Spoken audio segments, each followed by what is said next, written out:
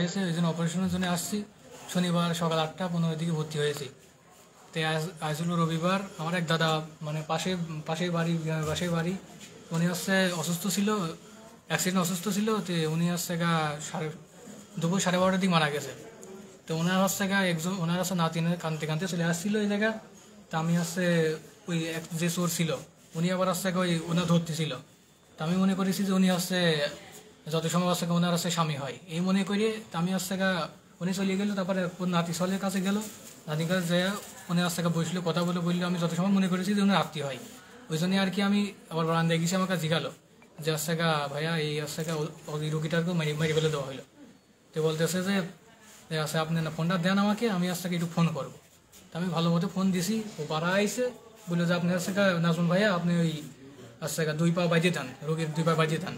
আমি বাজিয়ে দিলাম। ওই কথা বলতে আমি এই মিনিটে চলে গেছে। আমি আবার ভিতরে গেছি, ভিতরে দেওয়া কথা বলতে আর নাই। সঙ্গে সঙ্গে আমি ফোন দিছি, 5-7 ফোন দিয়েছি। ফোন ঢুকেছেও। ফোন ঢোকার পরে আর পরে আসছে 10-15 মিনিট পরে একদম বন্ধ হয়ে গেছে ফোন।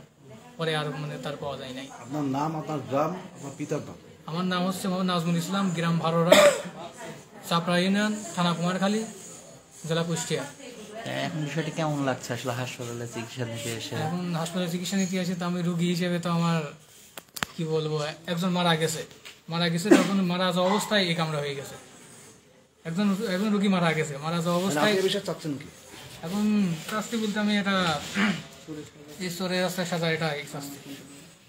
আপনার কি ফোন হয়েছে? Oppo A15s, প্রাইস 14,000 টাকা। আসলে এসেছেন কুষ্টিয়া 250 শয্যার হাসপাতালে চিকিৎসা নিতে। ঠিক সেখানে চিকিৎসা নিতে এসে বেশ অসহায়, চোরের কবলে পড়ে। অর্থাৎ চিকিৎসা নিতে এসেই তার মুঠোফোনটি খোয়া গেছে। এতে বেশ চিন্তিত তিনি। আসলে এই হাসপাতালে চিকিৎসা নিতে এসে তার এমন একটি অনাকাঙ্ক্ষিত ঘটনা ঘটল।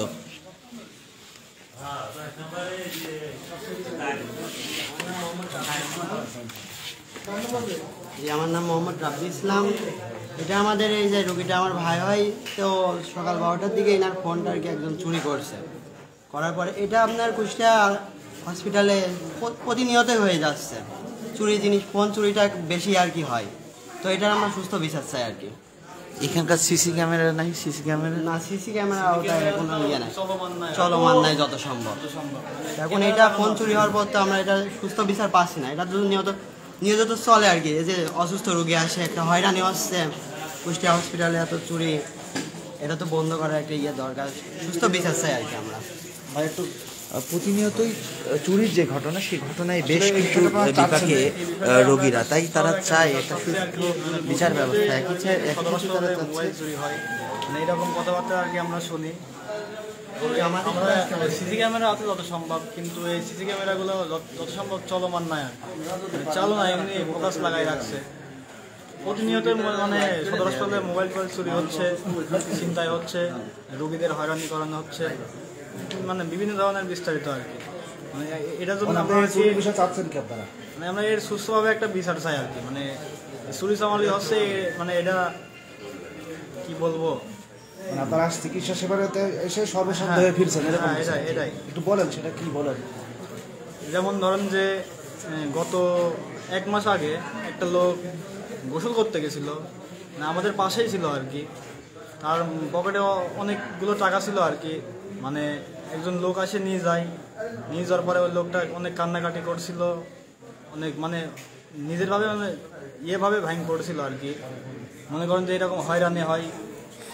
আসলে শুনছিলেন যারা ভুক্তভোগী তাদের কথা, আসলে তারা বেশ বিপর্যস্ত এমন পরিস্থিতিতে। কারণ আসলে যারা হাসপাতালে আসেন রোগী নিয়ে এবং রোগীর চিকিৎসার জন্য, তারা এমনিতেই অসহায় হয়েই থাকেন। সেক্ষেত্রে আবার যদি তাদের সাথে চুরির কোনো ঘটনা ঘটে, সেক্ষেত্রে তারা অনেকটাই অসহায় হয়ে পড়েন। এই কারণেই আসলে তারা একটি সঠিক ব্যবস্থা চায়, অর্থাৎ হাসপাতালে যেন কোনো ধরনের চুরির ঘটনা না ঘটে, সেদিকে কর্তৃপক্ষের যেন তৎপরতা বেশি থাকে, সে বিষয়ে তারা নিশ্চিত হতে চান।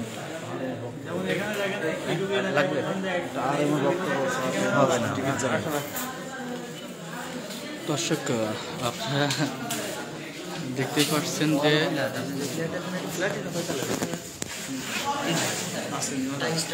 একদম চরম ভালো রাস্তার ধারেই